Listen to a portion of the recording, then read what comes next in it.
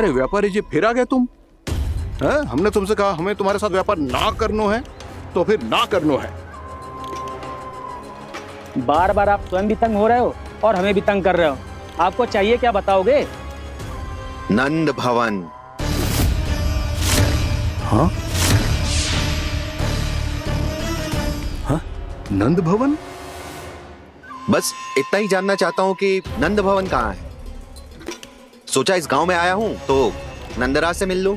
अच्छा अच्छा, तो तुम फिर सीधे जाओ और सीधे जाके उल्टे मुड़ जाना और फिर आगे से दाहिने दिशा में मुड़ जाना। जहां मार्ग समाप्त होगो वहीं सामने मिल जाएगा तुम्हें नंद भवन। अच्छा अच्छा, धन्यवाद। सुनो, पर इस समय नंद जी घर पे ना है। मुझे तो उनके प्यारे पुत्र से मिलना है।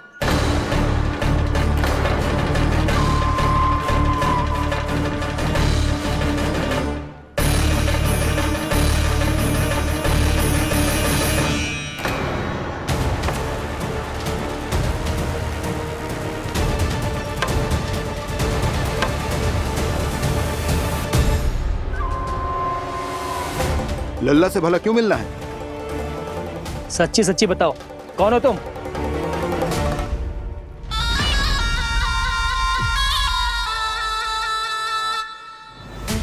सच बताऊं? हाँ बताओ। हम वृंदावन वाले हैं। ना तो असत्य बोलना प्रिय है, ना सुनना। कछु तो गड़बड़ है तुम्हारे व्यवहार में।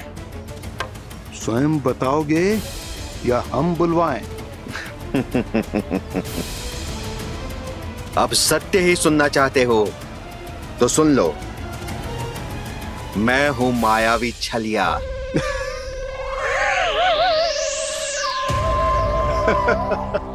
छलिया और तुम? कनिक अपना मुख तो देखो, चलिए ऐसा दिख तो है का? तो कैसो दिखतो है? जैसो भी दिख तो है, लेकिन ऐसो ना दिख तो। भानु, मैंने एक बात सुनो है कि चलते बीच मार्ग में अगर कोई छलिया मिल जाए तो उसे पीछे पलट के ना देखना चाहिए। ना तो छलिया के जाल में फंसने में क्षण भर भी समय ना लगता है। सही सुना। अब पीछे से तुम दोनों का नाम पुकारूं तो मुड़ना मत।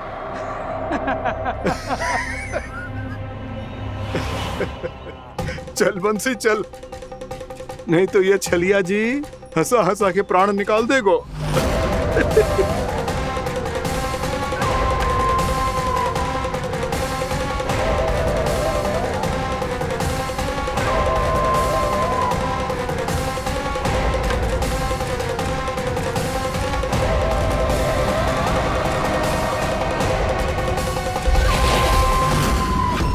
भानु, बंसी।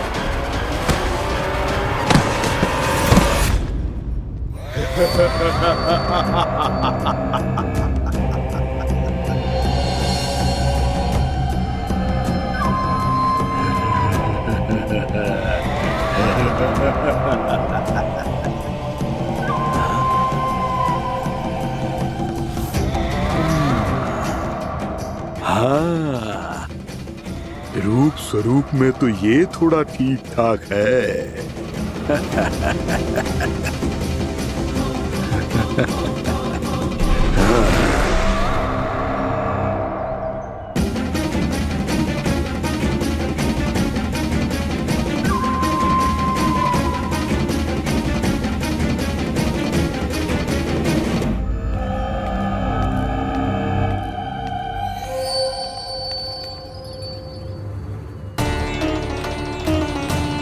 ये तो गाँव की ओर जा रहा है। गाँव वालों के प्राण संकट में पड़ जाएंगे। धीरे करो, तुम सबके कारण पहले ही विलम्ब हो गो है आज। हाँ, मैं भी यही सोच रही थी, कहीं कान्हा गोचारण के लिए न चला गए हो। नाना मौसी ऐसा ना बोलो। हाँ तो फिर किसी दिन किसी कार्य में मन ना लगेगा।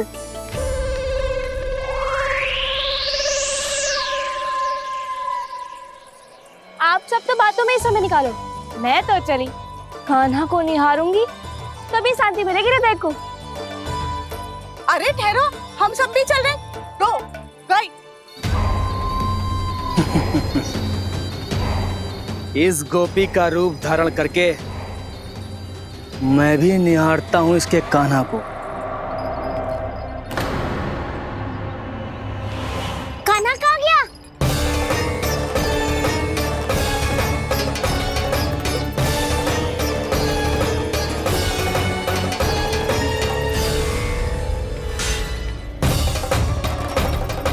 जानकी,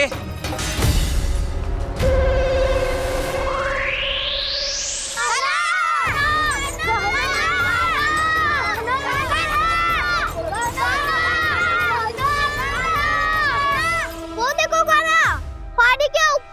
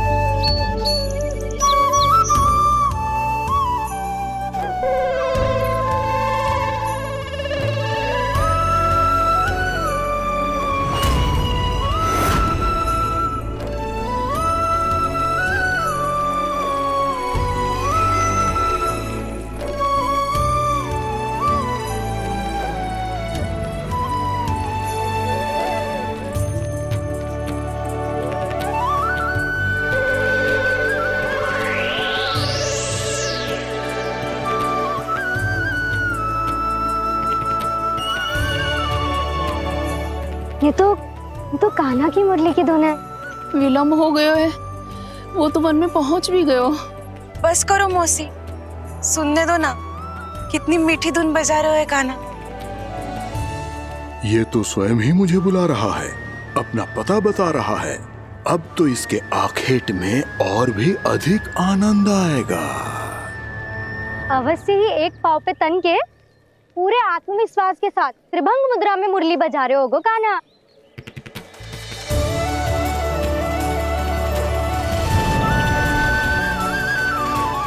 हाय, कितना सुरीला बजाता है।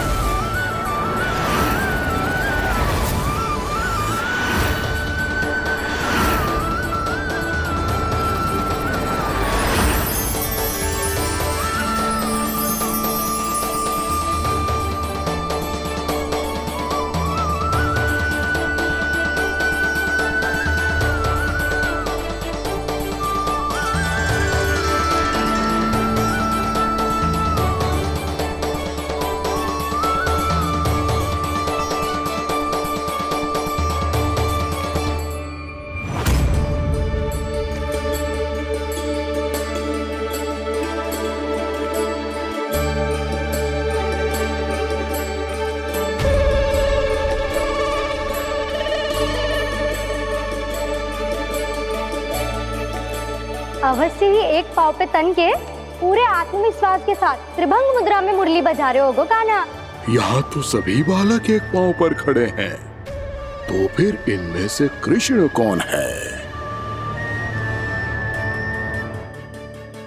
अद्भुत प्रभु, जो छलिया सारे संसार को अपने छलावे में फंसाता है, आज आपने उसे ही फंसा दिया।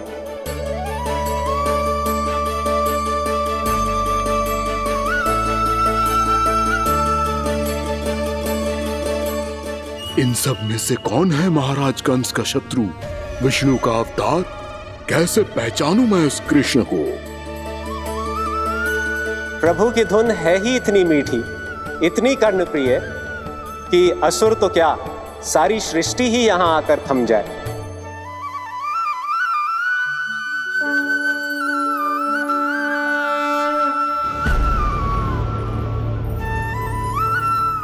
कहीं ये तो नहीं है वो मेरा शिकार, विष्णु अवतार?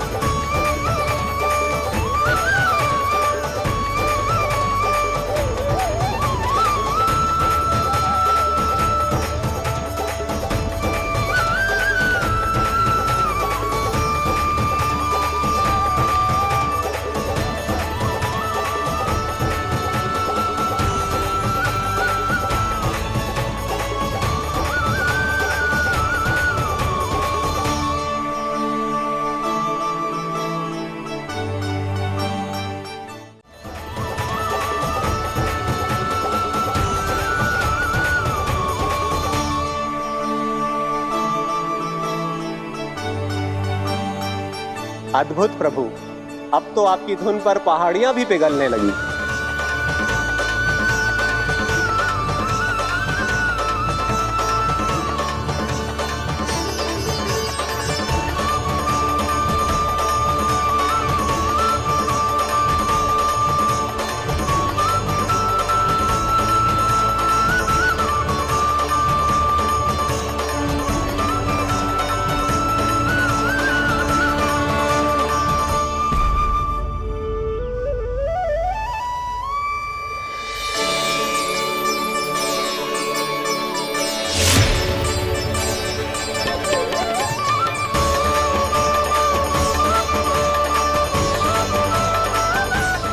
देखते ही देखते पूरी पहाड़ी बाहुविहल होकर पिघलने लगी है। प्रभु मुरली बजाने में खो गए हैं और उनके साथ ही खो गए हैं सभी सुनने मनुष्यों, पशु पक्षियों और देवताओं के ही नहीं, जड़ चेतन किसी के लिए को रोक पाना संभव नहीं होगा। कहीं प्रभु की इस मनमोहक मुरली की धुन पर सारा ब्रह्मांड ही ना पिघल जाए। कान्हा!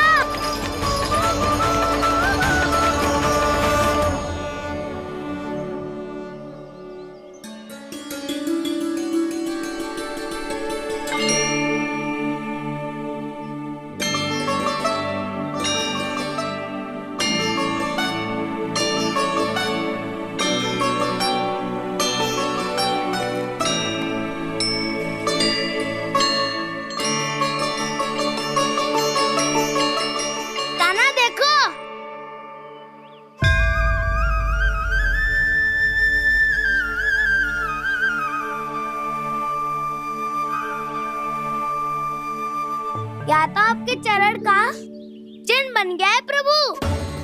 अपने भक्तों के हित के लिए मेरी बस एक ही इच्छा है, ऐसी चिन्ह मेरे हर भक्त के हृदय पर हो। आपके पद चिन्ह तो सदैव से ही आपके भक्तों के हृदय पर छपे हुए हैं प्रभु, पर इस पहाड़ी ने भी अब इसे अपने मन में बसा लिया है। तो युगों युगों तक इस पहाड़ी को चरण पहाड़ी के नाम से जाना जाएगा। तो युगों युगों तक इस पहाड़ी को चरण पहाड़ी के नाम से जाना जाए। तो युगों युगों तक इस पहाड़ी को चरण पहाड़ी के नाम से जाना जाएगा।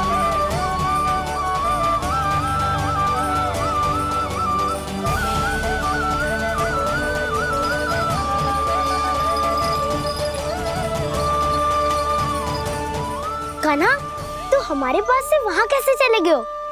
हमें तो पता भी ना चलो। मैं कहीं ना गया था उज्जवल, और ना ही कहीं जाऊंगा। सदैव यही रहूंगा मैं, तुम सबके पास, तुम सबके मन में। भले ही कोई असुर मुझे तुम सबसे दूर ले जाने का कितना भी प्रयास क्यों ना कर ले।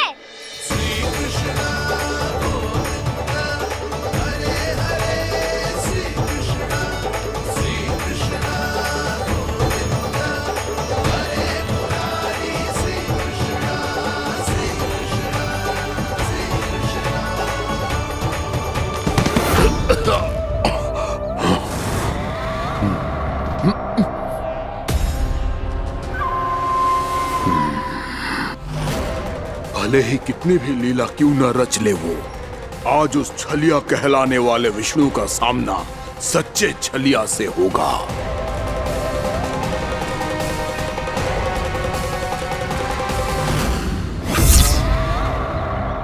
कान्हा, तू कहाँ भटक गए हो? तो नहीं सखा, मैं तो भटके हुए को मार्ग दिखा रहा था।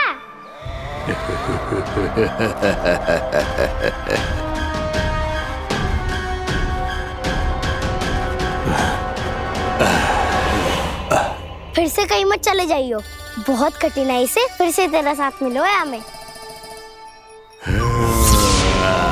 कान्हा, तो इतने दिन बाद आए हो हैं, आज हम केवल गैया ना चराएंगे, कछु आनंद भी लेंगे आज। कैसो आनंद? मैंने मारा और गैया चरा के घर दूल्हे से पहले ही सीधे सीधे सब घर चलो। वैसे भी वन में बहुत भय लगता है मुझे, क्योंकि किस बात का भय? इतनी शीघ्र बोल गए। अभी कुछ दिन पहले ही तो उस असुर और देवता में कितने भीषण युद्ध हुआ था। हाँ, हम शीघ्र घर जाएंगे। अरे वसंता, वो युद्ध ना था, सब बड़े बड़े देवता हमारे सखा कान्हा को बचाने आए थे। तू ही सोच, जिसकी रक्षा सारे भगवान मिलके एक साथ करते हैं, वो कान्हा हमारे साथ है, तो फिर हमें कैसा भय? वो कान्हा हमारे साथ है, तो फिर हमें कैसा भय? तुम सब भी कौन सी बात लेकर बैठ गए हो? ये बताओ कि आज हम क्या खेलेंगे?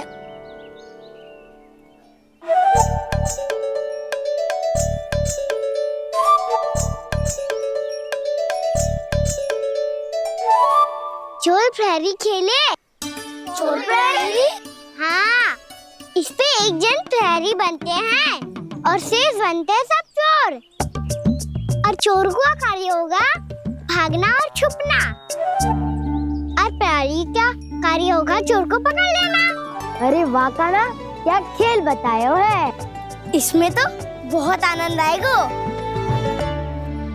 ये खेल भले ही तुम सब खेलोगे बालकों, पर आनंद तो मैं ही लूंगा।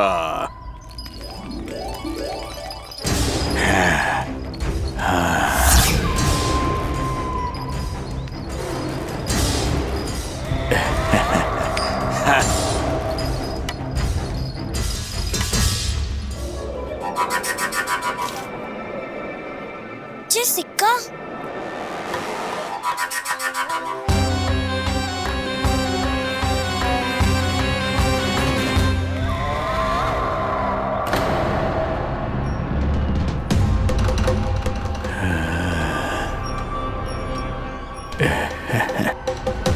कौन है तुम?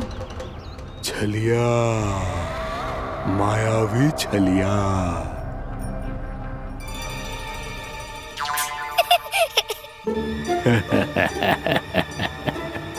छलिया तो बहुत भयानक होता है, तुम्हारे जैसा थोड़ी दिखता है। हाँ। मुझे मूर्ख समझते हो तुम? 100 छलियाएं देखे हैं मैंने। हाँ। पर मैं उनसे ना घबराता हूँ, उनको मुझसे भय लगता है। हाँ?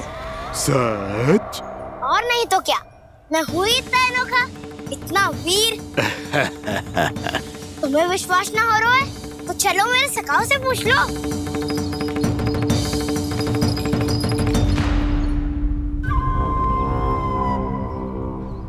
वहाँ क्या देख रहे हो? इधर देखो उज्जवल।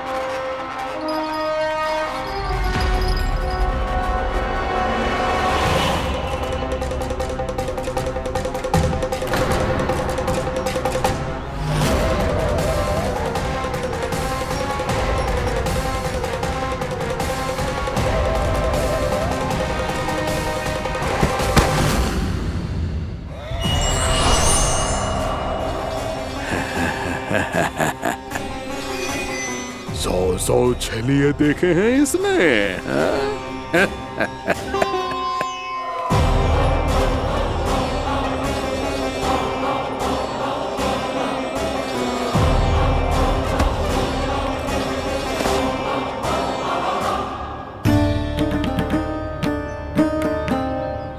किसे देख रही हो कान्हा? उज्जवल को। कहाँ चले गया वो?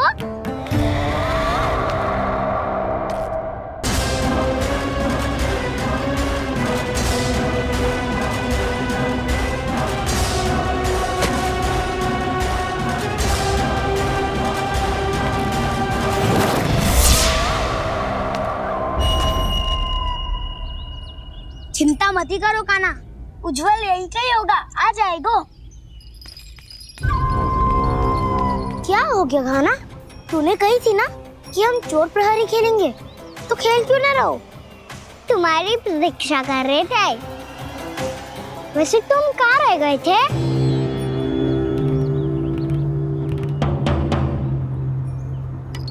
वो ये देखो ना, मुझे क्या मिला, सिक्का।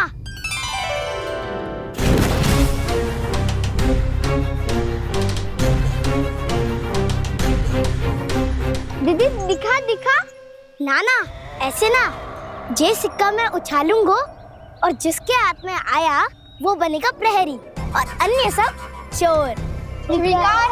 शिकार है। यदि मैं प्रहरी बन गया तो बहुत सरलता से इस कृष्ण को पकड़कर गुफा में ले जाऊंगा और वहीं इसकी हत्या कर दूंगा। इसे इसके ही यंत्र में फंसाना होगा मुझे।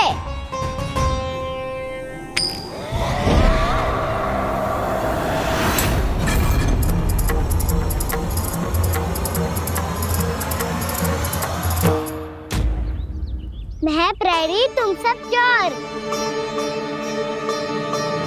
कोई बात नहीं कृष्ण, अब इस उज्जवल की तरह पहले तुम्हारे सारे सखाओं को फंसाऊंगा मैं और फिर ले जाऊंगा तुम्हें।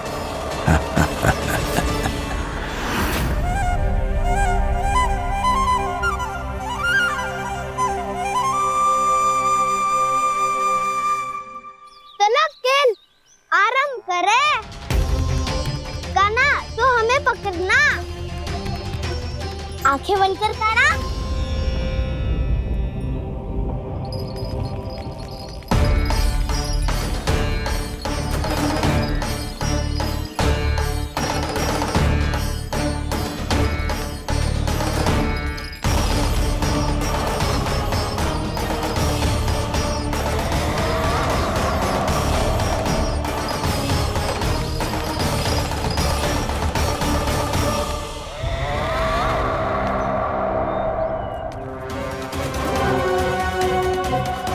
अकेला रह गया ये, अब फंस गया ये।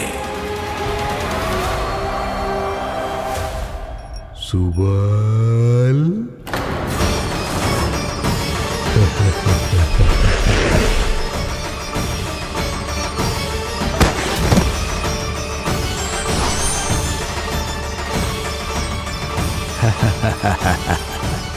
इन सब का तो मुझे पता नहीं, परंतु मुझे बड़ा आनंद आ रहा है इस खेल में।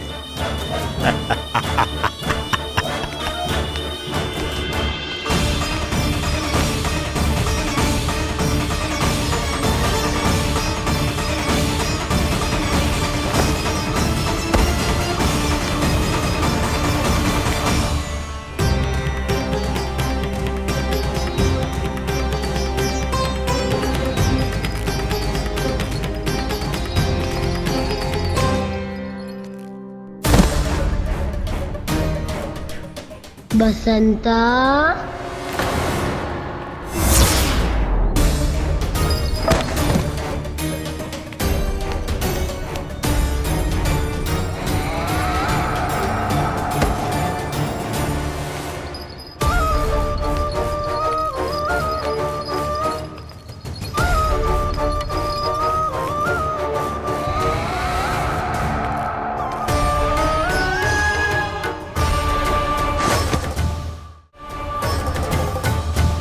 ये तो एक एक करके सभी बालकों को अपना शिकार बनाता जा रहा है। प्रभु ऐसा क्यों करने दे रहे हैं? प्रभु की हर लीला का कोई ना कोई उद्देश्य होता है। यदि वो इस असुर को इन निर्दोष बालकों पर अत्याचार करने से नहीं रोक रहे हैं तो इसका भी कोई ना कोई कारण अवश्य होगा।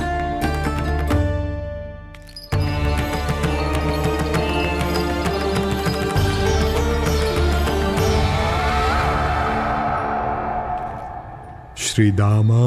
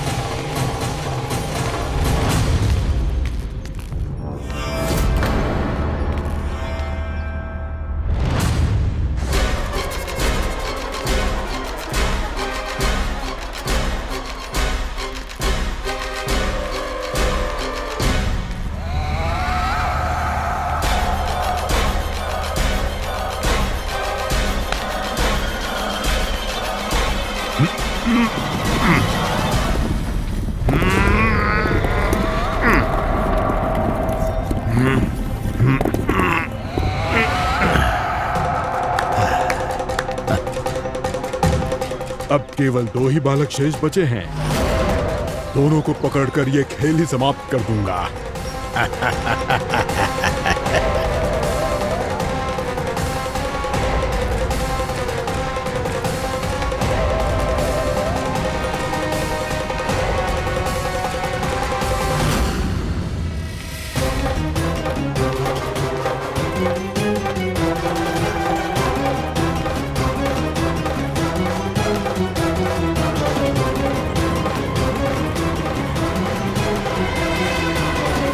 ये तो छलिया है, मायावी छलिया। मेरे सभी सखाओं को शिकार बना लिया इसने। मैं इसे नहीं छोड़ूंगा। कान्हा, कान्हा,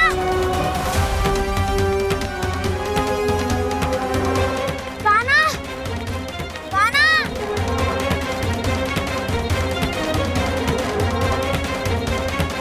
कान्हा, ताऊ,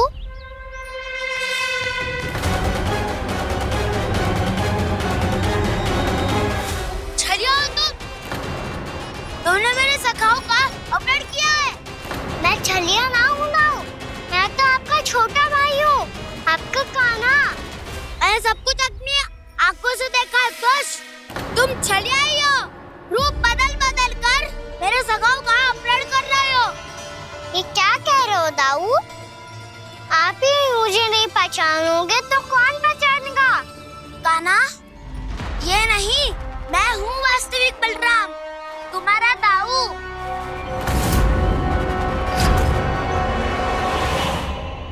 इसके भैकों में मत आना कान्हा, ये चलिए।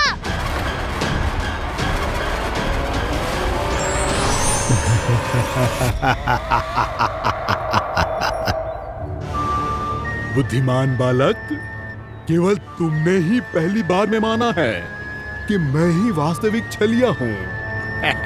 पर हम तुमसे भयभीत नहीं है दश। इसी क्षण हमारे सखाओं को मुक्त कर दो। अच्छा, यदि इतना ही क्रोध आ रहा है तो जाओ छुड़ा लो अपने सखाओं को।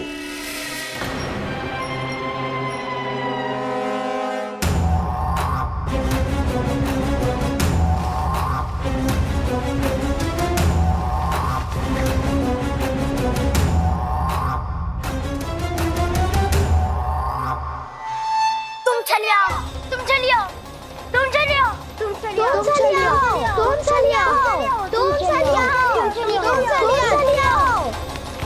कान्हा, हमारी रक्षा कर। कान्हा, रक्षा करो हमारी। बलराम, हमें बचाओ।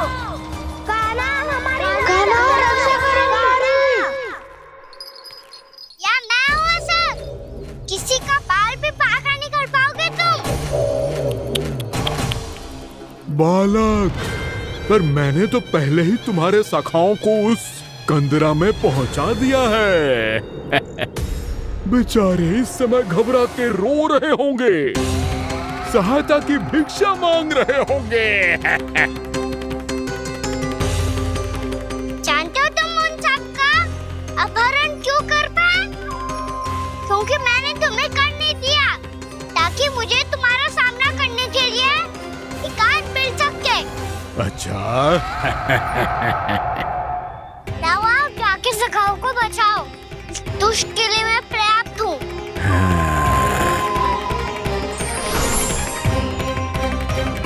कान्हा, पीछे मुड़ के मत देखना कान्हा।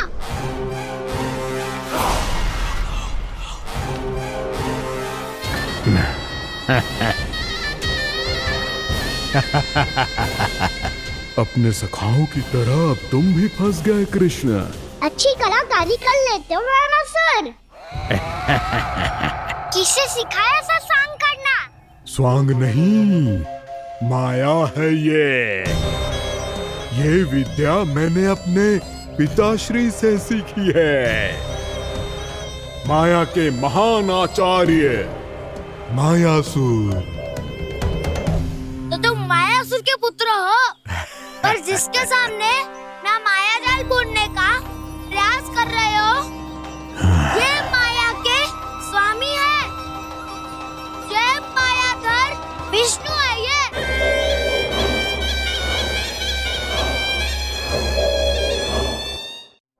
जिसके सामने माया जाल बुनने का प्रयास कर रहे हो, ये माया के स्वामी है। ये मायाधर विष्णु है। ये अच्छा, तो होते रहे। मैं तो इनकी हत्या करने आया हूँ और हत्या करके ही जाऊंगा। जाओ आप सखाओं को बचाओ, मैं इनका सामना कर लूंगा। पर कान्हा, अभी आप ही ने तो कहा था माया का स्वामी हूँ मैं।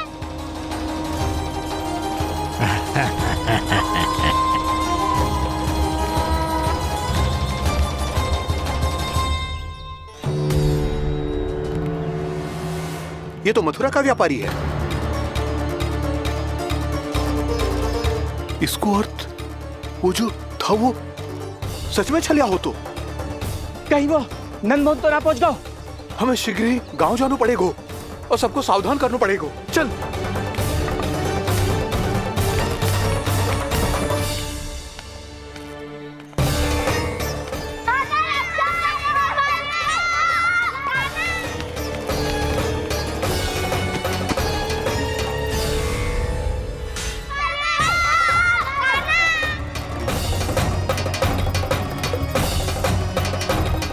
यदि तुम्हें लग रहा है कि मेरे छल के वार से बच गए हो तो मुझसे भी बच जाओगे।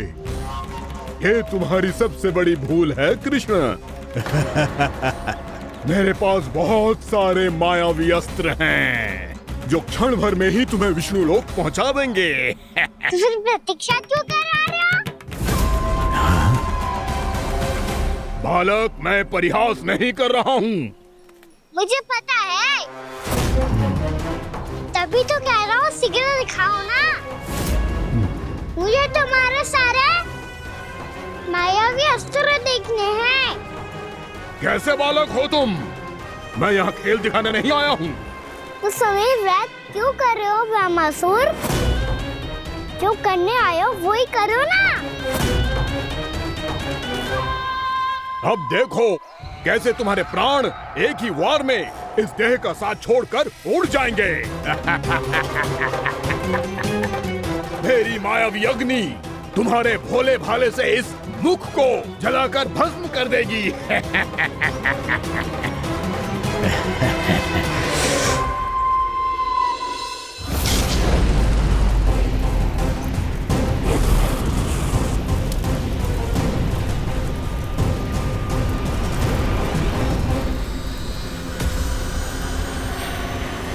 सही कह रही हो ब्रह्मासुर। भोला भाला तो दिखता हूँ मैं, मैया भी यही कहती है।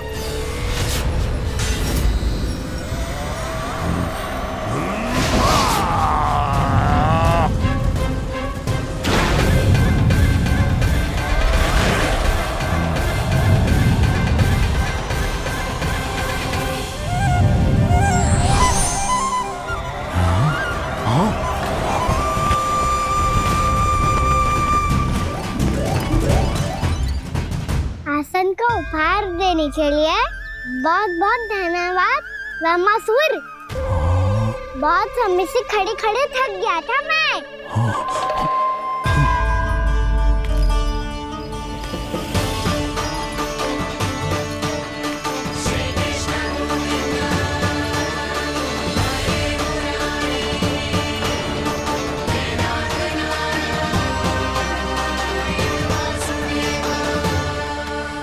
अगला अस्त्र दिखाओ ना।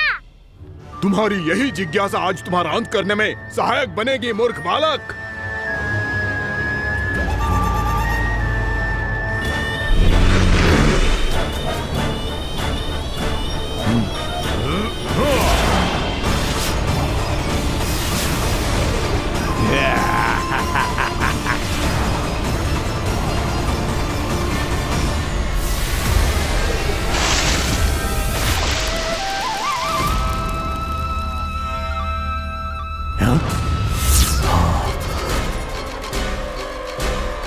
अच्छा, पर प्रक्षालन करना चाहती थे तो पहले क्यों नहीं बताया? मुस्कुराना बंद करो। तुम्हारी ये हंसी मुझे कांटों की तरह चुभ रही है। पर मैया तो कहती है कि मेरी मुस्कुराहट फूलों की तरह है।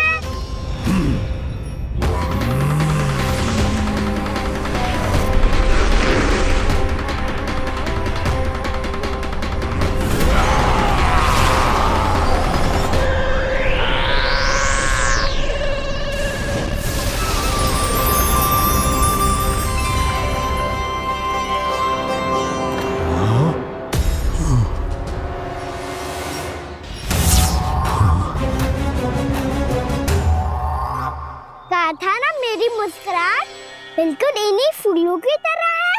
और तुम कर क्या रहे हो ब्रह्मासुर? कभी आसन दे रहे हो, कभी पद प्रक्षालन कर रहे हो और अब फूल भी चढ़ा दिए। तुम मुझ पे वार करने आए हो कि पूजा करने? तुम्हारी पूजा तो मैं अब ऐसी करूंगा कि तुम मृत्यु के बाद भी मुझे भूल नहीं पाओगे बालक।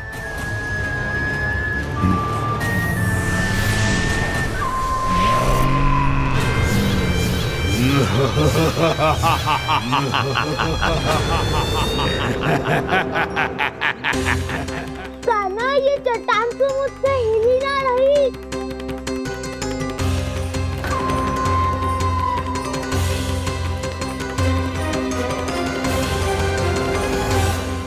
अभी कंदरा के अंदर कुछ क्षणों में ही प्राण वायु समाप्त हो जाएंगे। तुम्हारे सारे सखा एक एक कर अपने प्राण त्याग देंगे और तुम्हारा वध करूंगा मैं।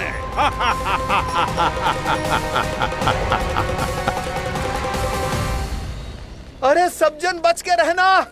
छलिया आया हुआ है वृंदावन में। अरे छलिया आ गया है। वृंदावन में मायावी छलिया। अरे क्या हुआ? कौन छलिया? मायावी छलिया, सबको छलता है वो। हाँ, कुछ भी कर सके है वो। बहुत भयानक। अरे भानु, ठहर जरा, क्या हुआ? बहुत भयानक है वो। बच के रहना सब लोग। अरे भेष बदल ले तो है वो। हाँ। क्या होगा? छलिया है वो। अरे मेरी बात तो बताओ। रानी भाभी, रानी भाभी, कान्हा घर पर ही है ना? ऐसे भड़बड़ा क्यों रहे हो? कोई भूत देख लियो है क्या? भूत ना भाभी, छलिया से भेंट हो गई। सच्ची का माया भी छलिया है भाभी। क्या उल्टा सीधा बोले जा रहे हो? ठीक से बताओ। अब बोलो भी। वो कान्हा के पीछे पड़ो है वो। मेरे लल्ला के पीछे? हाँ रानी भाभी, हमारे अचेत होने से पहले हमने उसे ये कहते सुना था कि वो वृंदावन आने वाला है कान्हा से मिलने। हे नारायण, मेरे कान्हा की रक्षा करना। जसोदा जी, मायावी छलिए से बचना बालकों के बस की बात ना है। जीजी, बालक वन में अकेले हैं।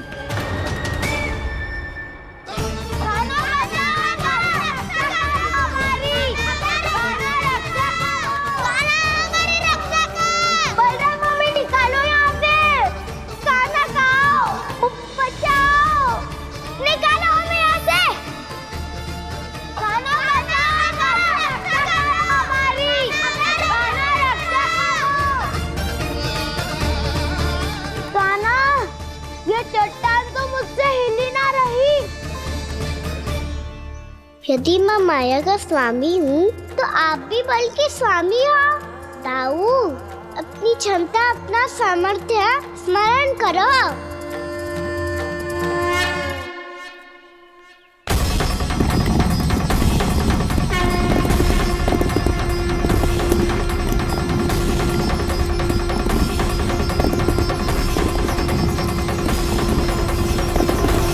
इससे पहले कि वो कंदरा का द्वार खोल के तुम्हारे सखाओं को बाहर निकाले, मैं तुम्हारे प्राण ले लूंगा कृष्ण।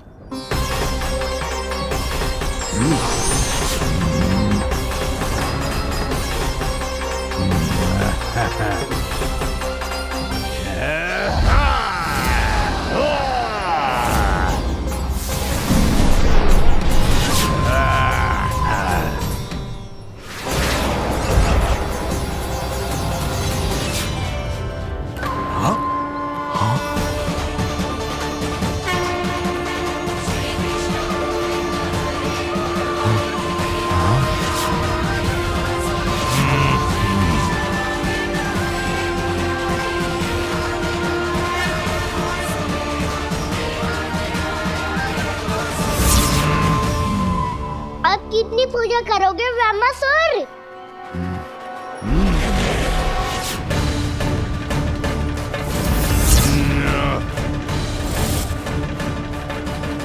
प्रभु तो खेल खिला रहे हैं इससे, और ये खेले जा रहा है विवश होकर, उनकी माया से बाध्य होकर।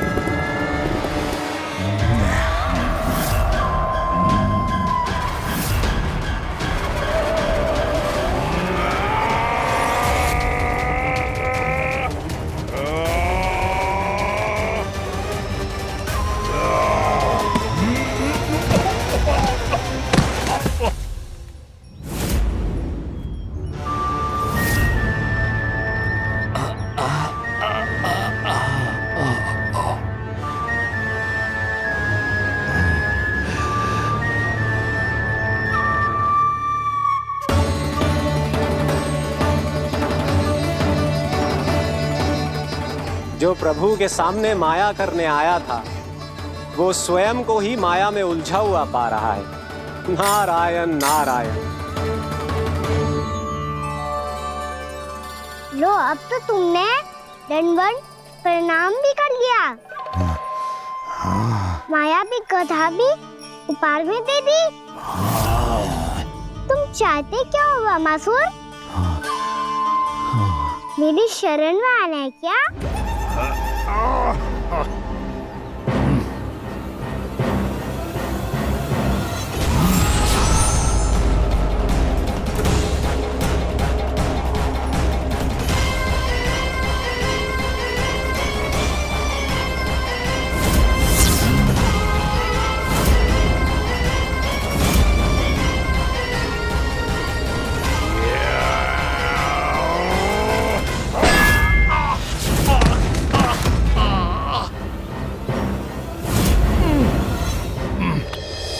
सोच विचार का समय ना है हमारे पास।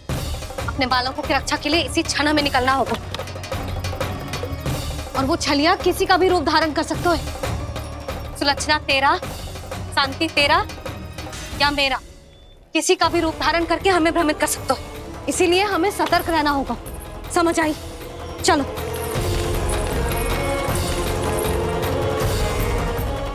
अभी भी समय है रामासुर, समझ जाओ।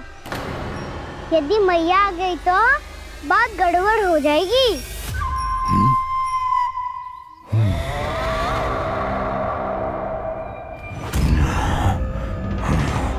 मुझसे झूठ का कोई लाभ नहीं होगा। रामासुर, स्मरण करो तुम कौन हो। मायासुर का पुत्र हूँ मैं, अपने स्वामी महाराज कंस का सेवक हूँ, और तुम्हारा हूँ मैं काल।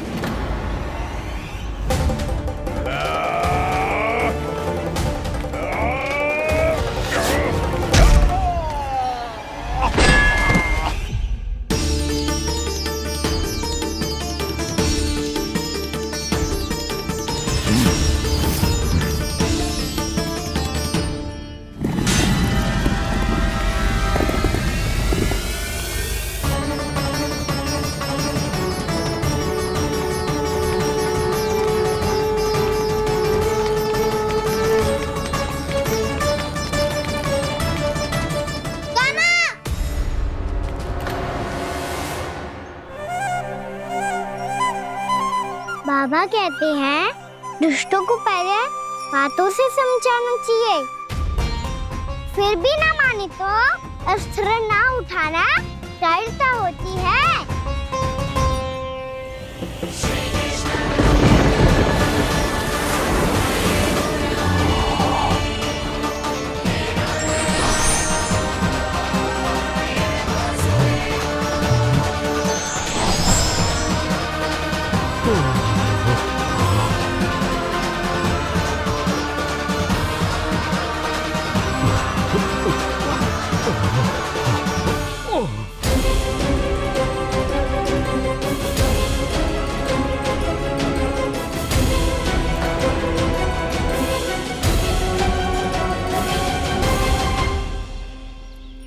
पता था मुझे, अपने बाबा के स्वरूप को हानि नहीं पहुंचाओगे। सही कही तुमने। पिता की छवि ही पिता के समान भी अनन्य होती है। रामासुर, रामासुर। ये मैं अपने वास्तविक रूप में कैसे आ गया?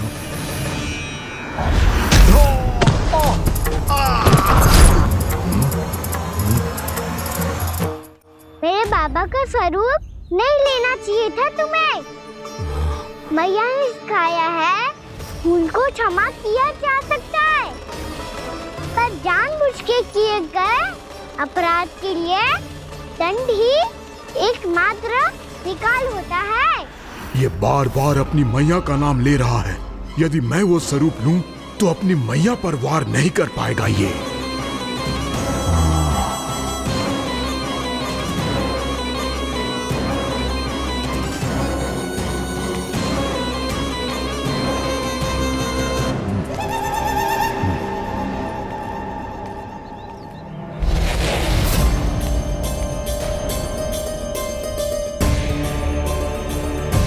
लल्ला,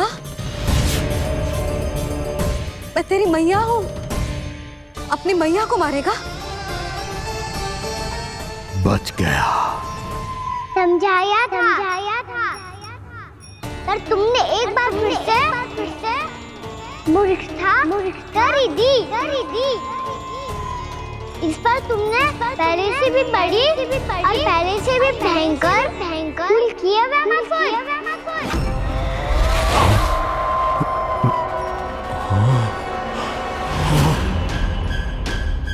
ये क्या हो रहा है मुझे?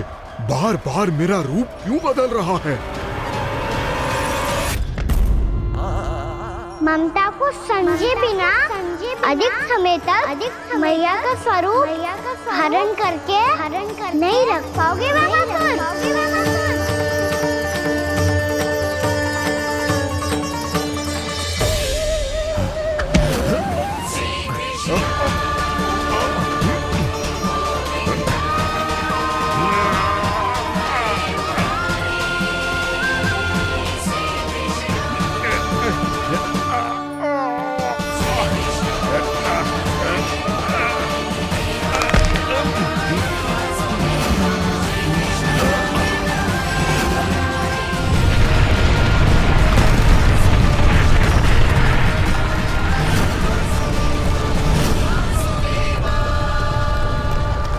प्रभु के क्रोध से धरती भी कांपने लगी है।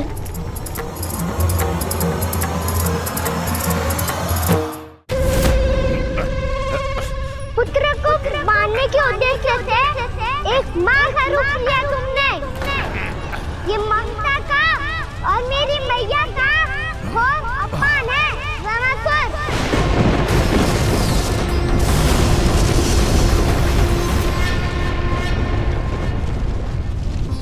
इससे पहले इस असुर के कारण निर्दोष प्राणियों का कोई अहित हो, मुझे कुछ करना होगा।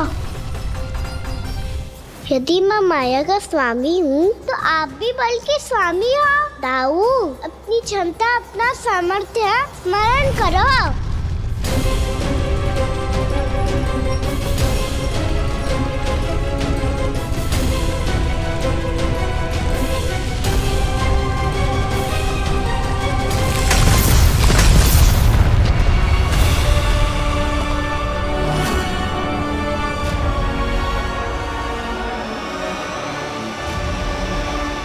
अद्भुत बलदाऊ, अद्भुत। अपने बल का उचित प्रयोग करके आपने प्राणियों को हानि होने से बचा लिया और यह भी सिद्ध कर दिया कि इस युग में आपसे अधिक बलवान और कोई नहीं होगा। आज से आप बलदेव के नाम से भी जाने जाएंगे। आज से आप बलदेव के नाम से भी जाने जाएंगे। आपके चरणों का ये चिन्ह युगों युगों तक आपके बल की कथा कहता रहेगा। बलराम का चरण चिन्ह।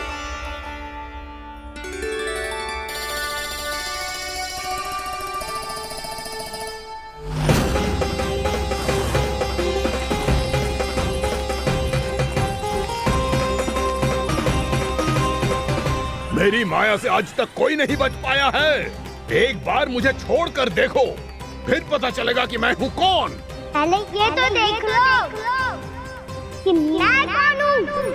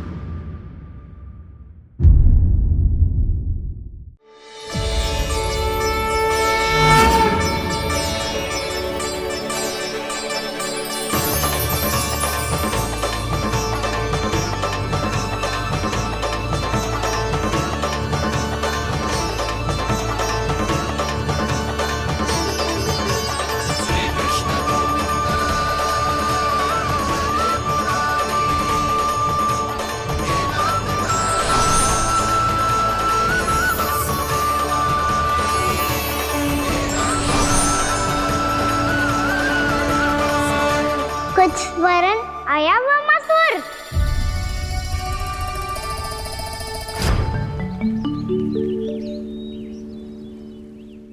बहुत समय पहले की बात है। बहुत बड़े भूमाकर राज करते थे तुम्हें महान राजा भीमम के नाम से जाना जाता था।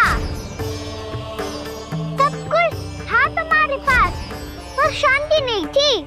इसीलिए शांति की खोज में अपना संपूर्ण राज अपने पुत्रों को सौंप कर मलय पर्वत की ओर चल दिए।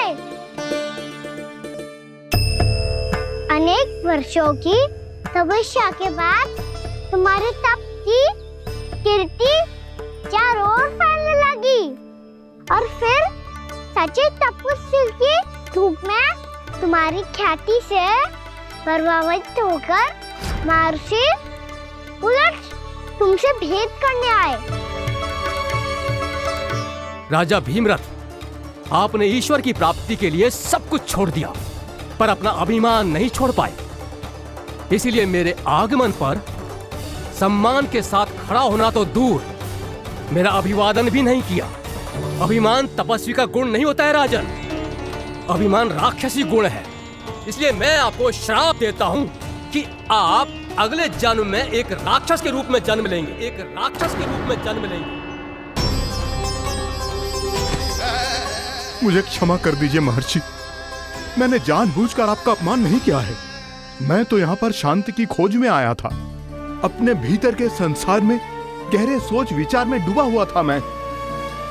मुझे क्षमा कर दीजिए महर्षि, मुझे क्षमा कर दीजिए। अपनी भूल का आभास प्रायश्चित की ओर पहला पग होता है। मैं अपना श्राप तो वापस नहीं ले सकता, परंतु आपको एक वचन अवश्य दे सकता हूं। जब भी प्रभु नारायण का अवतार होगा, आपको उचित समय पे वो वरदान देंगे जिसकी आप लंबे समय से प्रतीक्षा कर रहे हैं।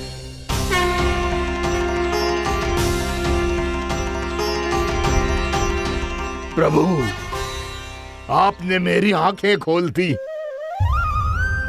अब मुझे पता चल गया है कि आप कौन हैं और मैं कौन हूं। इसलिए आप मुझ पर कृपा करके अपने चरणों में स्थान दे दीजिए।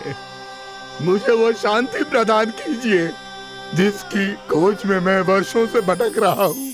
शांति तो मोक्ष में ही है, इसीलिए मैं तुम्हें मोक्ष का वरदान देता हूँ।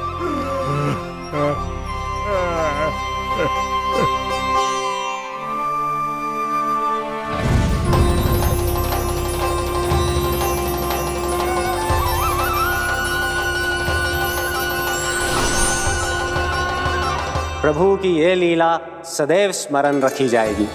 इस स्थान को इनका आशीर्वाद मिलेगा और इस कंदरा को व्योमासुर की कंदरा के रूप में पहचाना जाएगा। भविष्य में अनेक ऋषि मुनियों की शरण स्थली बनेगी ये कंदरा। दीदी, ये कोई साधारण बालक ना है। ऐसा चमत्कार कोई साधारण बालक थोड़ी ना कर सकते हो।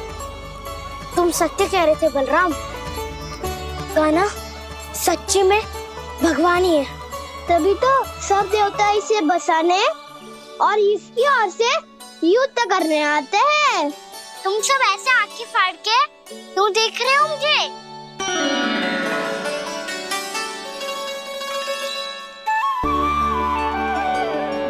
बलराम, तुम बलवान हो और कान्हा भगवान है।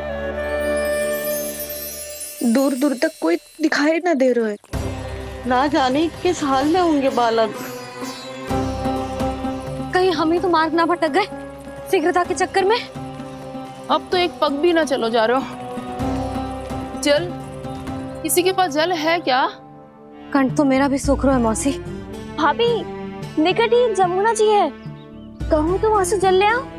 मैं भी जा रही हूँ भाभी, एक से भले दो। हाँ चल, शीघ्रता से आओ। हाँ।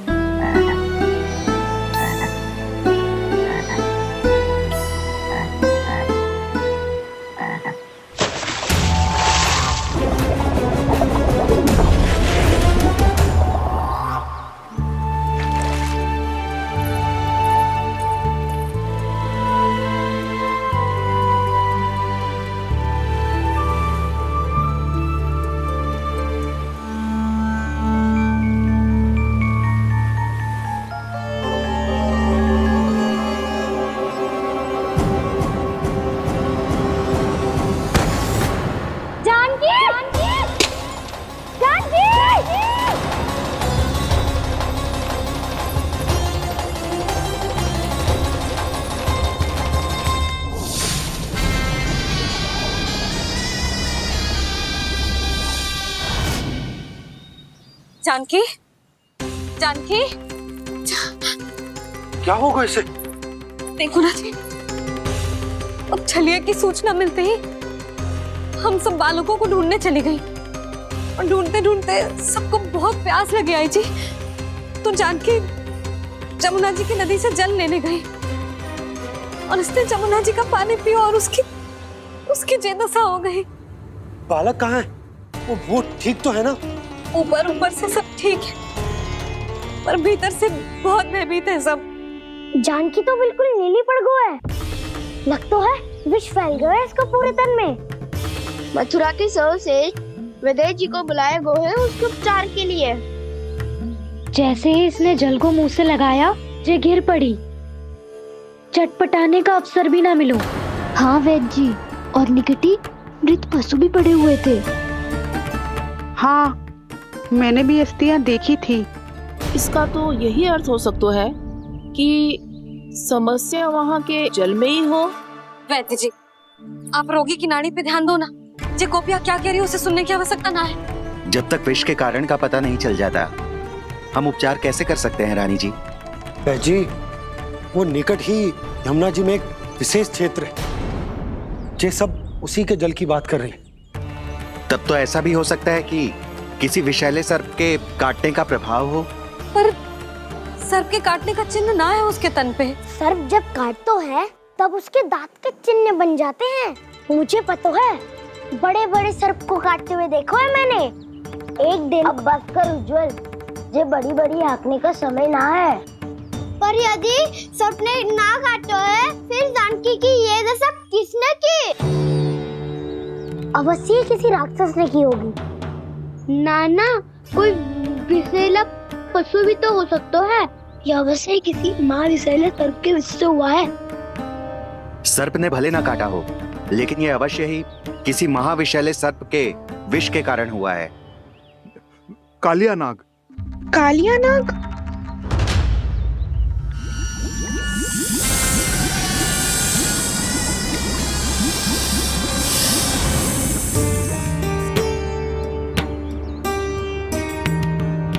संकेतों से तो ऐसा लगता है कि जानकी ने कालिया नाग के क्षेत्र के विशाल जल पी लियो है।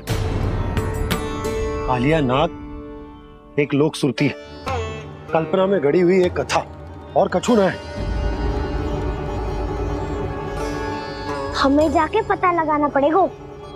पर हमें वहां जाने से मना किया है ना बड़ों ने। उज्जवल सही कह रहे हो है। इस समय जानकी के स्वास्थ्य से अधिक महत्वपूर्ण और कछु ना है। जानकी हमारे लिए ही जलाने गई थी जी। ना मैं उसे जाने देती ना जैसा वो तो। वैद्य जी, आप शीघ्र कछु करो, कैसे भी कछु भी करो, पर इसके प्राण बचा लो।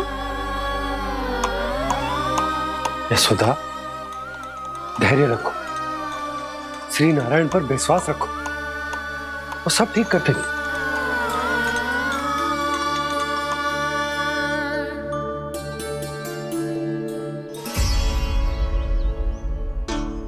विष की काट की मेरे पास जितनी जड़ी बूटी थी, मैंने सब अर्क बना के पिला दी, पर इसकी दशा में अभी तक कोई सुधार नहीं दिख रहा है।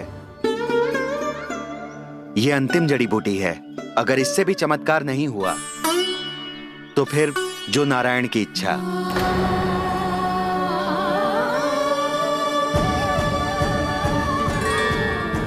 पर कोई तो उपाय होगा जानकी को बचाने का। कान्हा, यदि तुझे किसी औषधि के बारे में पता है, हमें बता दे, हम जाके ले आएंगे।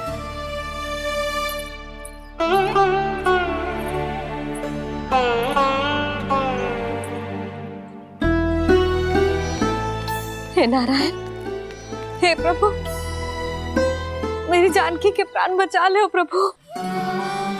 या तो मैं अपने आप को कभी क्षमा न कर पाऊंगी। ये सारी मेरे ही कारण बनाई थी। उसकी रक्षा करो प्रभु, मेरी पुकार सुनो। कान्हा, तूने हमें वत्सासुर से बचाया था ना? और बकासुर से भी तो। और छलवा से भी तो तूने ही बचाया था ना हमें। क्या ऐसा कोई उपाय ना है जानकी को बचाने का? धनवंतरी,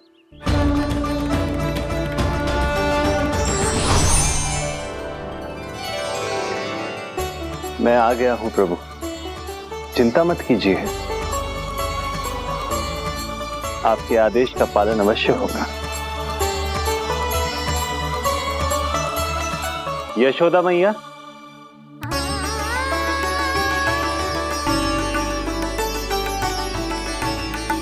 मैया आपको कोई पुकार रहा है।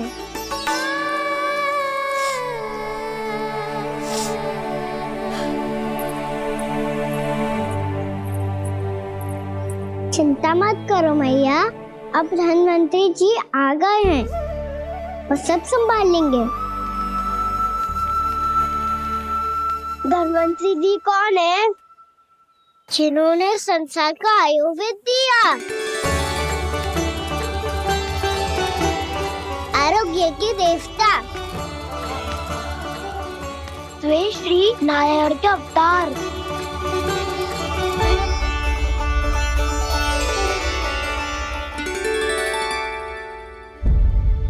मुझे पता चला है कि आपको वेद की आवश्यकता है। हाँ हाँ, भीतर आइए। आइए आइए बैठे जी। जी रहे। मथुरा का सर्वश्रेष्ठ वैद्य अर्थात मैं यहाँ आ चुका हूँ और रोगी को जितनी औषधि की आवश्यकता थी सब दे चुका हूँ। निश्चित रूप से आपने विष की काट के लिए बहुत ही उत्तम अर्क तैयार किया है, इसीलिए किसी और वैद्य की आवश्यकता नहीं है। किंतु आप अकेले कितना कुछ करेंगे वैद्यराज, मुझे अपना सहायक ही बना लीजिए। पर जो करना था मैं पहले ही कर चुका हूँ। हाँ, वो तो आप कर चुके हैं, बस रोगी के तन से विष निकालना शेष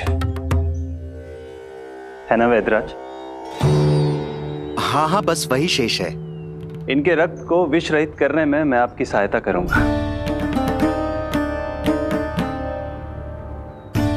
पहले ये संजीवनी मानी जाने वाली इन लाल फूलों की बूटी को भी घिसना है ना?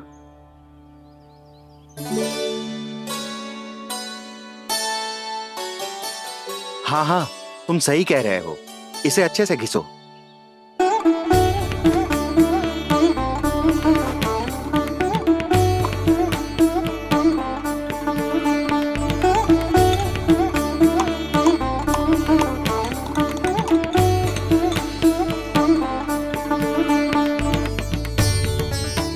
और ये नीले फूलों को भी तो मिलाना है ना?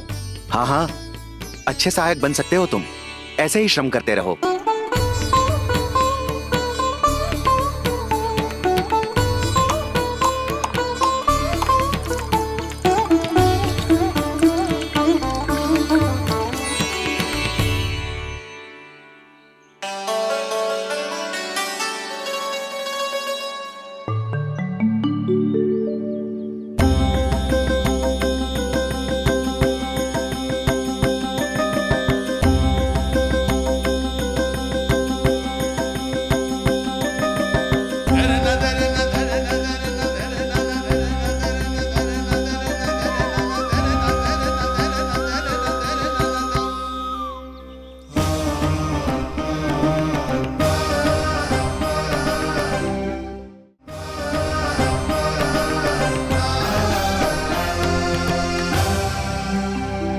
जानकी स्वस्थ तो हो जाएगी ना धनवंतरी जी?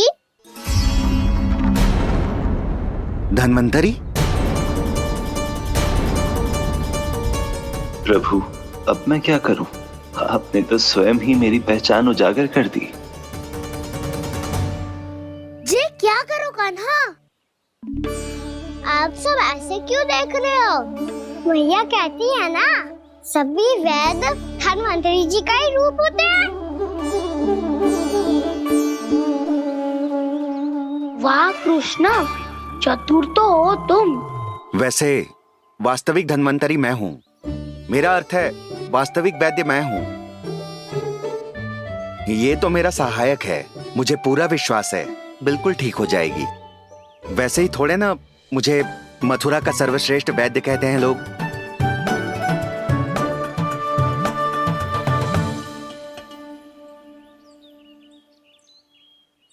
जसोदा भाभी, जसोदा जी, जानकी को चेतना आ गई। जानकी, जानकी, जानकी, तू ठीक है ना? क्षमा करना भाभी, मैं आपके लिए जल ना ला पाई, बस बहुत भूख लगी है।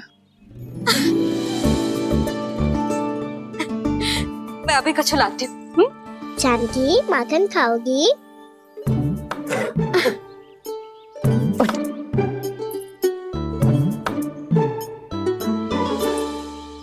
आजा, तू ही खिला दे लल्ला।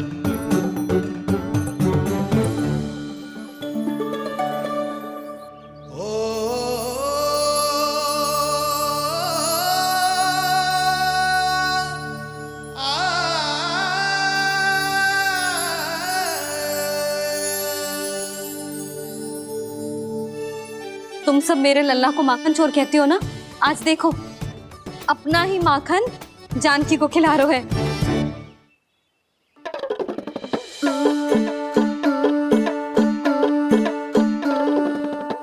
थोड़ा और विश्राम कर लो।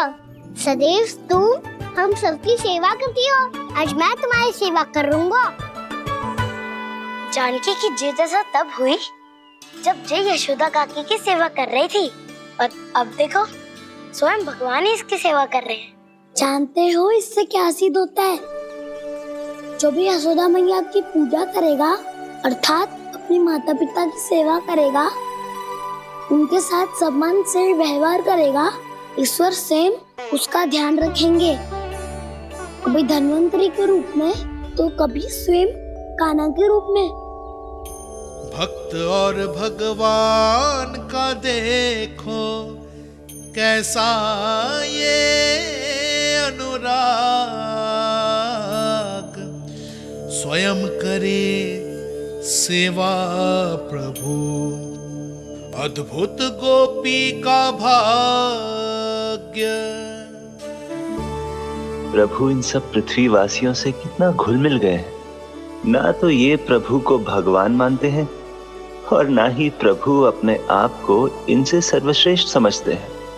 अपने आचरण से ये सिद्ध कर रहे हैं कि ये सभी में हैं और सभी इनका ही अंश है।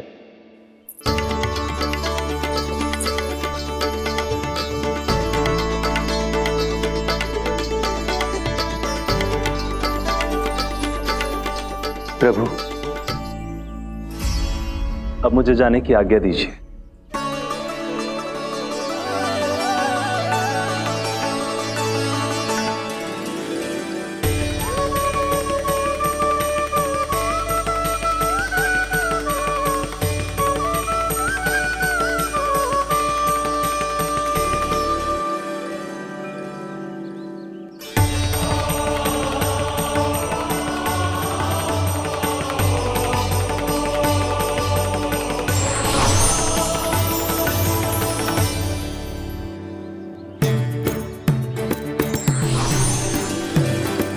कान्हा ने तो सच्ची में धन्वंतरी जी को बुला लिया था।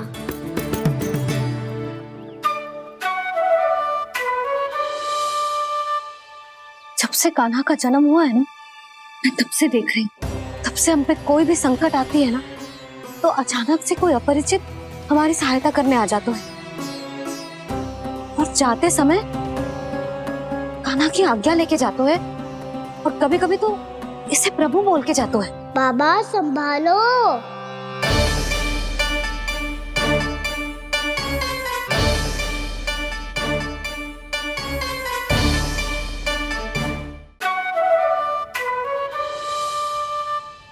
जब से कान्हा का जन्म हुआ है ना, मैं तब से देख रही हूँ, तब से हम पे कोई भी संकट आती है ना, तो अचानक से कोई अपरिचित हमारी सहायता करने आ जाता है, और जाते समय कान्हा की आज्ञा लेके जाता है, और कभी कभी तो इसे प्रभु बोल के जाता है। बाबा संभालो। यशोदा, इस जानकी को चढ़ो है और विचित्र विचार तुम्हारे मन में है। अरे सब जानते हैं कि हमारा परिवार राजसी, तुम्हें पता ना चलता होगा, पर हमारे कान्हा को सब राजकुमार ही समझते हैं देखकर। इसीलिए उसे सम्मान देने के लिए सब ऐसा ही करते हैं, और कोई बात ना है।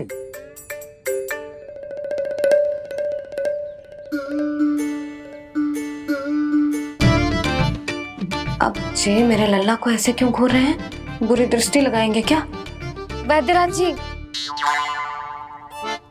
आपके सहायक तो गए, अब आप भी आप यहाँ क्यों हो? वो क्या है ना, मैं अपने रोगी का निरीक्षण करके पूरी तरह से संतुष्ट होकर ही जाता हूँ।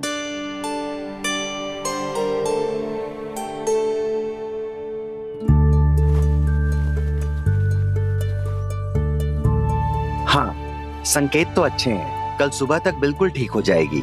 धन्यवाद वैद्य जी।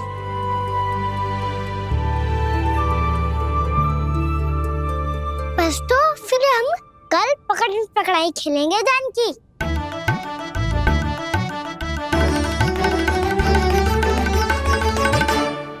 भानु, बंसी, जाकर उस क्षेत्र के चारों ओर बाड़ बनवा दो और वहां सूचना पट्ट भी लगा देना, ताकि जानकी के साथ जो हुआ है वो किसी और के साथ ना हो। शीघ्र जाओ। जी ठीक।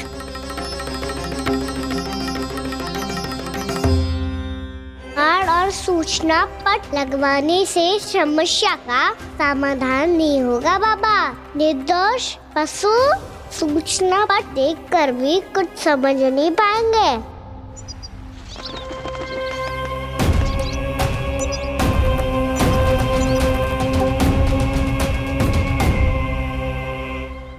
तो तुम्हारे कहने का अर्थ यह है कि व्योमासुर मारा जा चुका है और वो बालक अब भी जीवित है। हाँ महाराज, मैंने गोप बालकों को कहते सुना था कि कृष्ण ने छलिया को मोक्ष दे दिया है, पर वृंदावन सुरक्षित नहीं है महाराज। वो एक बहुत बड़ी समस्या से जूझ रहे हैं। कैसी समस्या? गांव के निकट क्षेत्र में किसी विषैले सर्प का निवास है। उसके विष का प्रभाव इतना भयानक है महाराज, जैसे विष ना हो, स्वयं हलाहल हो। मेरी कोई भी औषधि रोगी का उपचार नहीं कर पा रही थी। निकट के क्षेत्र में कहाँ है वो सर्प? गोप मानते हैं कि वो सर्प गांव के निकट यमुना नदी के जल में रहता है। मुझे तो लगता है महाराज, ये कालिया नाग की कथा कोई किंवदंती या लोक श्रुति नहीं, एक सच्चाई है, एक विषैली सच्चाई।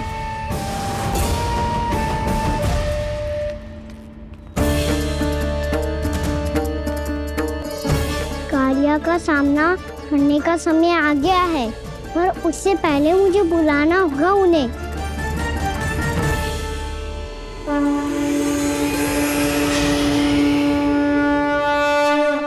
संसार के दारुण भय का नाश करने वाले, सभी कष्टों का हरण करने वाले, विश्व का समस्त ऐश्वर्य प्रदान करने वाले, कमल जैसे लोचन, मुख और चरणों वाले आजानुभुज श्री राम को मैं बार बार नमस्कार करता हूँ। आपदामपहर्तारं दातारं सर्व संपदां लोकाभिरामं श्री रामं भूयो भूयो नमाम्यहम्। कागभूषोंडी कागभूषोंडी कागभूषोंडी। प्रभु क्षमा करें, मुझे जाना होगा।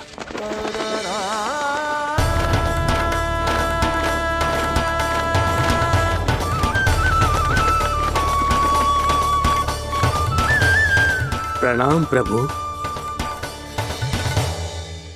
अनेक बार मैं आपके दर्शनों के लिए आया प्रभु। कभी नंद भवन के झरोखों से आपके दर्शन करके चला जाता था, तो कभी दूर किसी वृक्ष की आड़ से आपको निहार लिया करता था।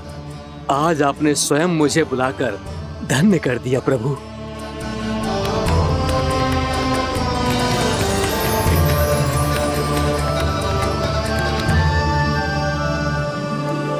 मैंने आपको यहाँ एक विशेष कारण से बुलाया है।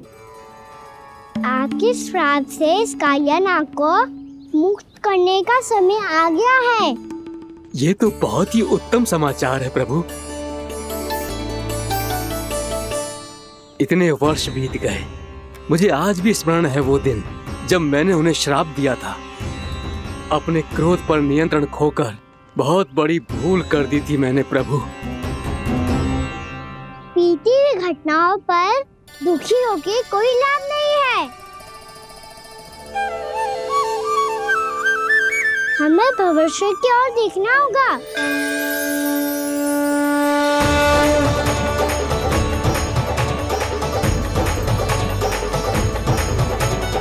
आदेश कीजिए प्रभु।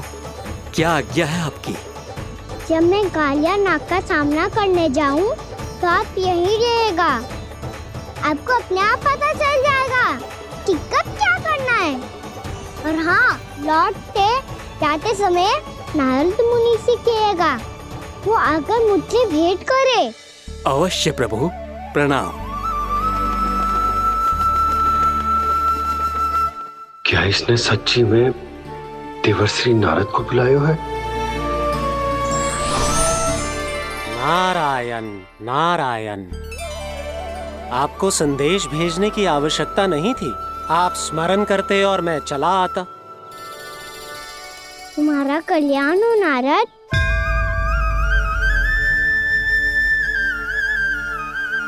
मैंने तुम्हें एक विशेष कार्य के लिए बुलाया है। आज्ञा दीजिए प्रभु। तुम्हें एक बार फिर कंस से भेंट करनी होगी। विचार कीजिए महाराज, क्या आप बिना किसी शंका के कह सकते हैं कि कौन सी पंखुड़ी पहली है और कौन सी 8वीं? उस दुष्ट से भेंट करना स्वयं कीचड़ में उतरने के समान है प्रभु।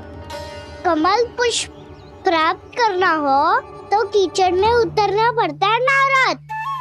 आपका आदेश तो मैं स्वप्न में भी नहीं टाल सकता प्रभु।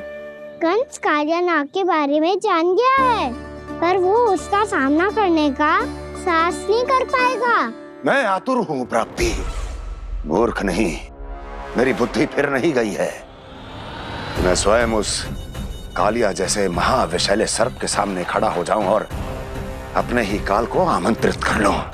तो फिर अपने लाभ के लिए उसका प्रयोग करने का कोई और उपाय सोचिए स्वामी। कुछ ऐसा कीजिए कि यमुना नदी का पूरा जल विषैला हो जाए और वृंदावन वासी उसका उपयोग करे और आपका काल कहलाने वाला वो बालक स्वयं काल के गाल में चला जाए। उत्तम उत्तम सुझाव है प्राप्ति। अब मुझे उस कालिया तक पहुंचने का मार्ग ढूंढना होगा।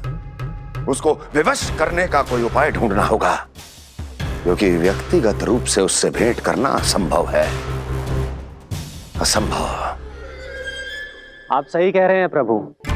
कंस में उतना सामर्थ्य नहीं कि वो कालिया नाग का सामना स्वयं कर सके।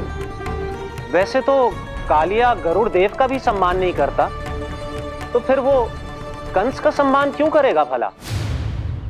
नहीं करेगा, पर कंस तुम्हारा सम्मान अवश्य करेगा नारद। तुम्हारी बातें भी सुनेगा और मानेगा भी। ये मेरी योजना का बहुत ही महत्वपूर्ण भाग है। तुम कंस के पास जाओ और कहो कि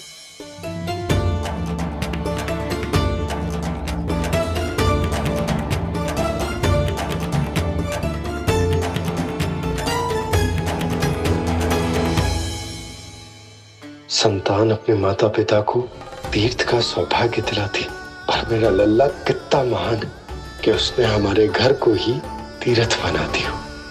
ऐसा तीर्थ जहां मेरी आंखों के सामने भक्त और भगवान का मिलन हो रहा है। जो आज्ञा प्रभु।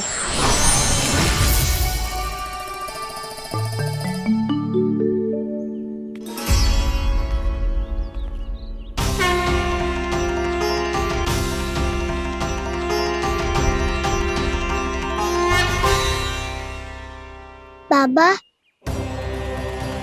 कान्हा, ये सब क्या चल रहा है? पहले काक भुसुंडी जी और फिर जे नारद जी। क्या योजना बना रहे हो तुम? कान्हा, बताना लल्ला, क्या सोच रहे तू? कान्हा देख, अगर तुझे अपने बाबा को ना बताना हो ना, अपने भक्त को बता दे। क्या सोच रहे हो लल्ला? क्या करने वाले हो आप?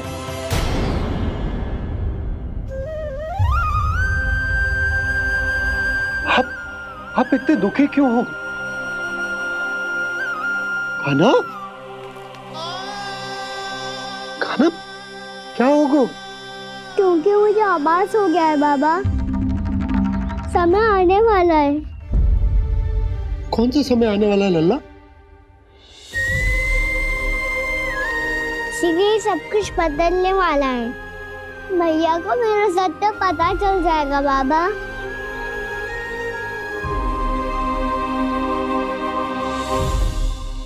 पर लल्ला, इसका काग भुसुंडी और कालिया नाग से क्या संबंध? ऐसा क्या हुआ था और क्या होने वाला है?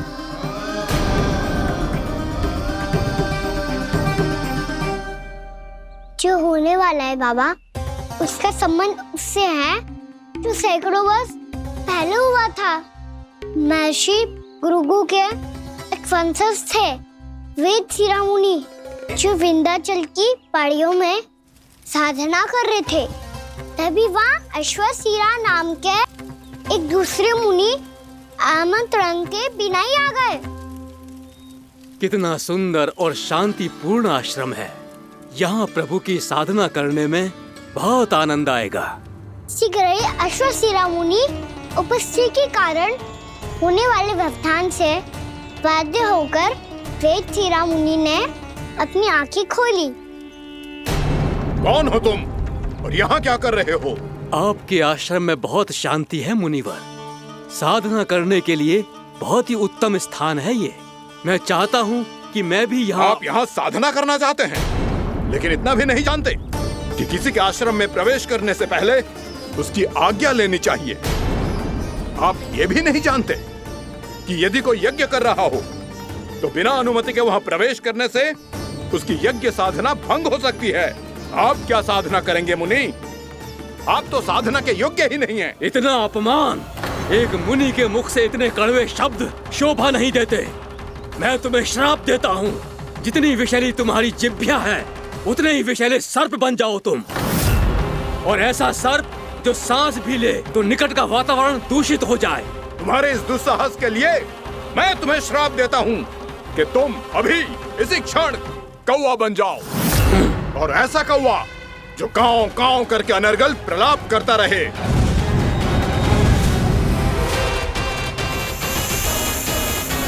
ये मैंने क्या किया? ये मैंने क्या किया? क्रोध के कारण दोनों ने एक दूसरे को श्राप दे दिया। पर दोनों ही मेरे भक्त हैं, और भगवान होकर मैं अपने भक्तों को इतनी कठिनाई में कैसे देख सकता था। इसीलिए जिस संकट में उन दोनों ने अपने आप को फंसा लिया था, उसका समाधान करने में मैं उनके पास गया।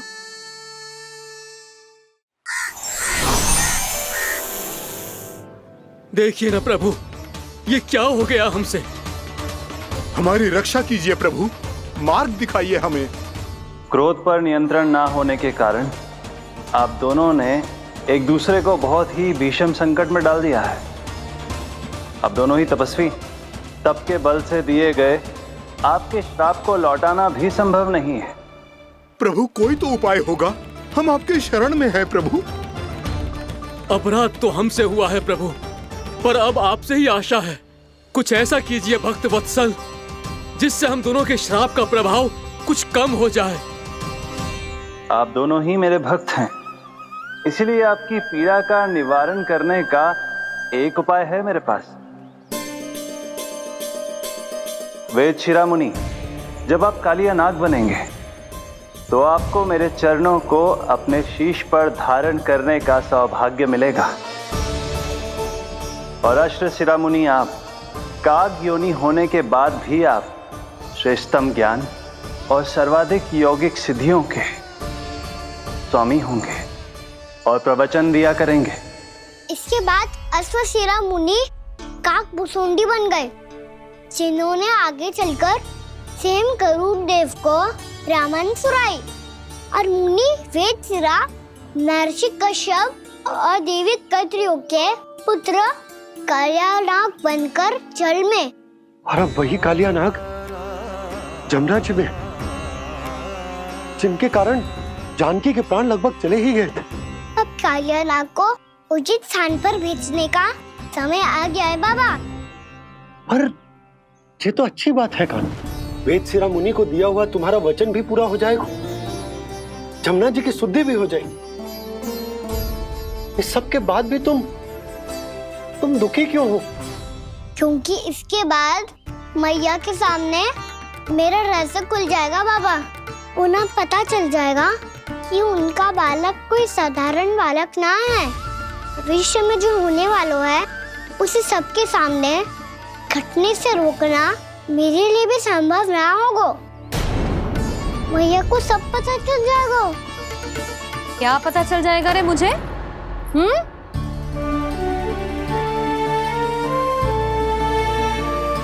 यही कि सबसे अधिक प्रेम मैं आपसे ही करता हूँ। अब बस भी कर, चलो भोजन के लिए बुलाने आई थी तुम दोनों को। भूखा थोड़े ना रहने दूंगी अपने लल्ला को, मेरा लल्ला दुर्बल हो जाएगा ना। आप खिलाओगे तो ही खाऊंगा। हाँ ठीक है, मैं ही खिलाऊंगी। अब चल, आओ जी चल।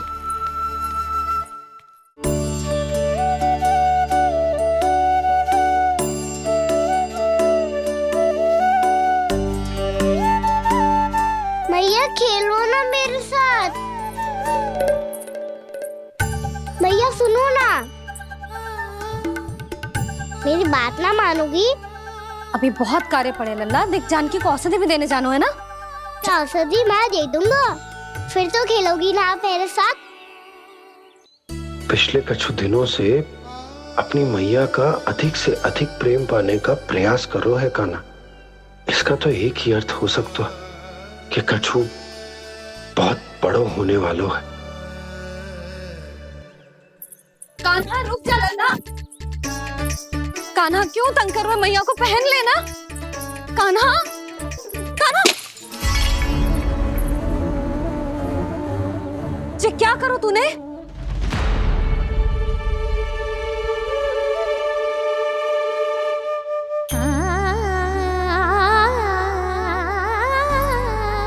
अच्छा ठीक है, अब मुंह लटकाने की आवश्यकता ना है।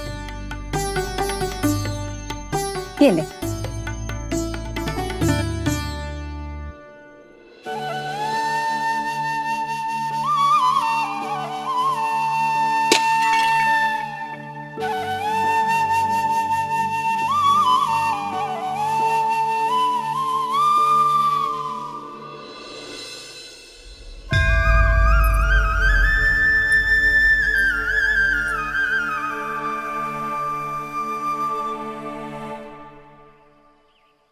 तंग करे मैया को खिजाए, खेले रूठे मनाए, लीला अनोखी करके शरारत, कान्हा दंड भी पाए।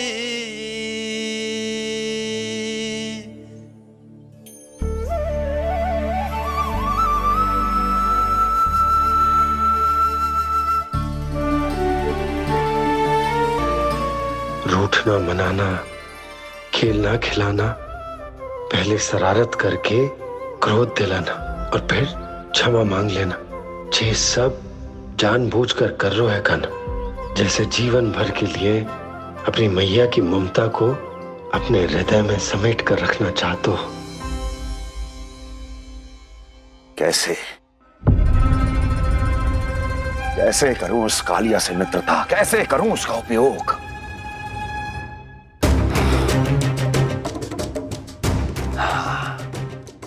उस पर आक्रमण कर देता हूं और उसे किसी ना किसी तरह से यह विश्वास दिला देता हूं कि यह आक्रमण उस विष्णु अवतार ने किया है।